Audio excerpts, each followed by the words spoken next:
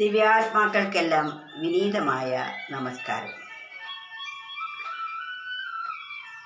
ഉള്ളതേതാണ് എന്നും ഉണ്ടായതേതാണ് എന്നും ശരിക്കും വിചിന്തനം ചെയ്ത് നാം മനസ്സിലാക്കേണ്ടതാണ്. ഉള്ളതായിട്ടുള്ളത് ആ പരമാത്മാവായിരിക്കുന്ന ഈശ്വരനാണ്. ഉണ്ടായത് അതിൽ നിന്നും രൂപാന്തരപ്പെട്ടു വന്ന ഈ ജഗത് പദാർത്ഥങ്ങളെല്ലാമാണ്. ഉള്ളതായ പരമാത്മാവിൽ നിന്നും ആദിയിൽ ആകാശം, വായു, അഗ്നി, ജലം, ഭൂമി എന്നിവയുടെ സൂക്ഷ്മ തന്മാത്രകൾ ഉണ്ടാവുകയും അവ സ്ഥൂലീകരിച്ച് അവ പരസ്പരം കൂടി ചേർന്ന് പരസ്പരം പഞ്ചീകരിച്ച് സ്ഥൂല പഞ്ചഭൂതങ്ങളായി മാറിയതിന് ശേഷം അവ പരസ്പരം ചേർന്ന് ഈ കാണുന്ന ജഡപദാർത്ഥങ്ങളെല്ലാം ഉണ്ടാകുന്നു. ഇവ ഉണ്ടായതാണ്. ഉള്ളത് ആ പരമാത്മസത്യമാണ്. അതിൻ്റെ രൂപാന്തരമാണ് ഇതെല്ലാം. ഇത് നാം മനസ്സിലാക്കി ഉള്ളത് ഏതാണോ അതിനെ ഭാവന ചെയ്ത് അതാണ് താനെന്ന് ബോധിക്കലാണ് ആത്മസാക്ഷാത്കാരം എന്ന് പറയുന്നത്.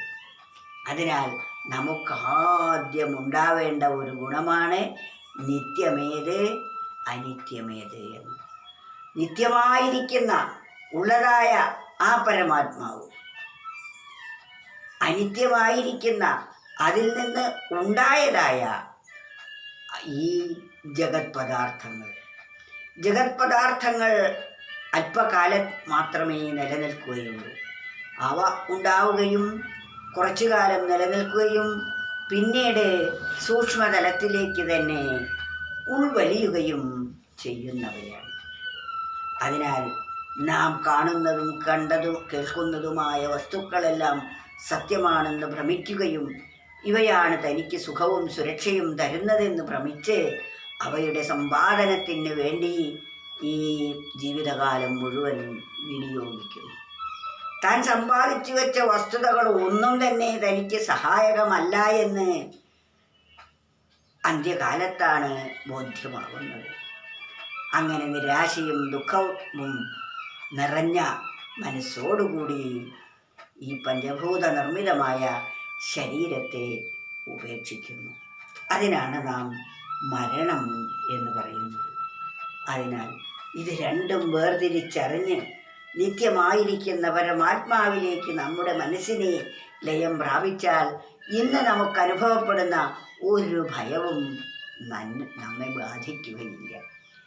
ഉള്ളതേതെന്നും ഉണ്ടായതേതെന്നും നന്നായറിവതാണ് ആത്മബോധം.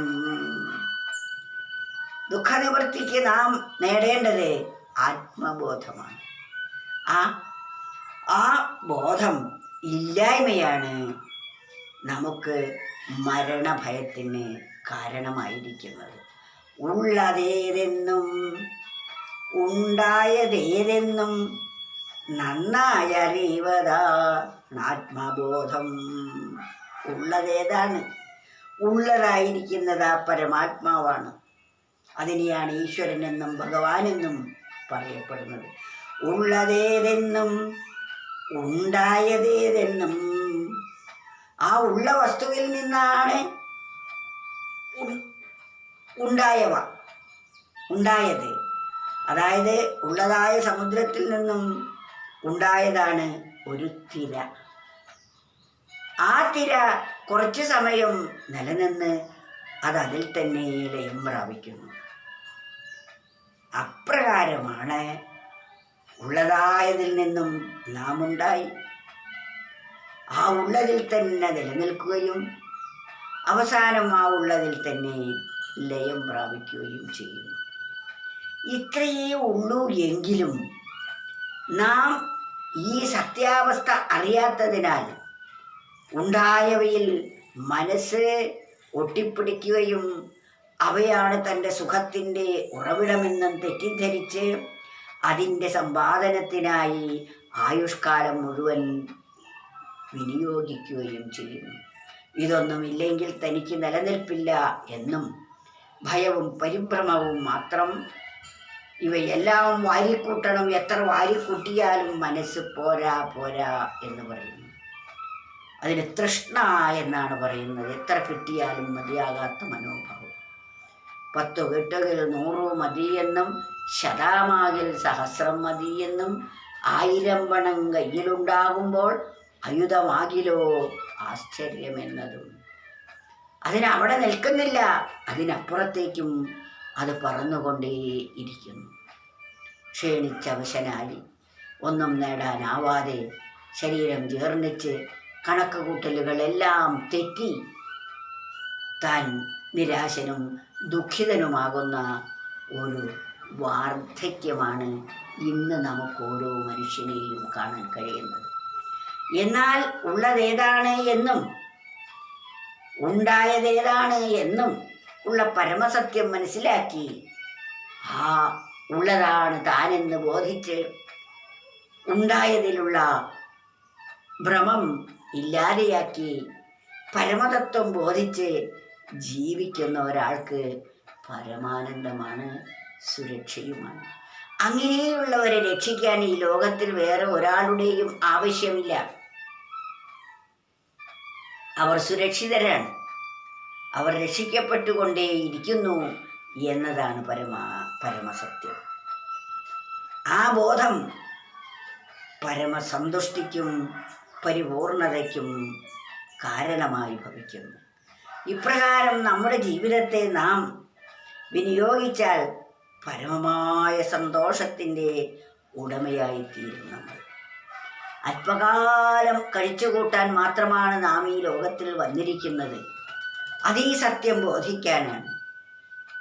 എന്നാൽ ആ പരമസത്യത്തിൻ്റെ ഒരു കണിക നമ്മൾ ബോധിച്ചു കഴിഞ്ഞാൽ പിന്നെ നമുക്ക് ഒന്നിൻ്റെയും ആവശ്യമില്ല.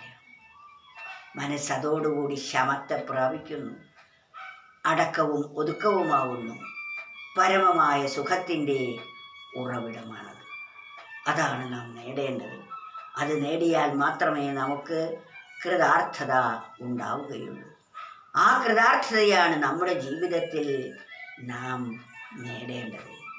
അതറിയാൻ നാം അതറിഞ്ഞ സത്തുക്കളെ സമീപിച്ച് അവർ പറയുന്ന നിർദ്ദേശങ്ങൾക്കനുസരിച്ച് ജീവിക്കുമ്പോൾ, അവരുടെ പാത പിന്തുടർന്നാൽ നമുക്കും നേരായ മാർഗത്തിൽ എത്തിച്ചേരാൻ സാധിക്കുന്നതാണ്.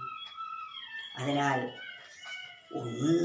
ഉള്ളതേതെന്നും ഉണ്ടായതേതെന്നും നന്നായറിവതാണ് ആത്മബോധം. ഈ ആത്മബോധമാണ് നമ്മൾ നേടേണ്ടത്. ഉണ്ടായത് ഏതാണ് എന്നും ഉള്ളത് ഏതാണ് എന്നും നന്നായി വേർതിരിച്ച് മനസ്സിലാക്കുന്നതാണ് ആത്മബോധം എന്ന് പറയുന്നത്. എന്നിട്ട് ആ ഉണ്ടായതിൽ അല്ല നമ്മൾ ഭ്രമിക്കേണ്ടത്, ഉള്ളതിലാണ്. ഉണ്ടായത് നശിക്കുക തന്നെ ചെയ്യും. എന്നാൽ ഉള്ളതിനെയാണ് നാം ആശ്രയിക്കേണ്ടത്. ഉള്ളതിനെ ആശ്രയിക്കുന്ന ഒരാൾക്ക് നിരാശപ്പെടേണ്ടി വരില്ല. ഉള്ളതേതെന്നും ഉണ്ടായതേതെന്നും നന്നായറിവതാണ് ആത്മബോധം.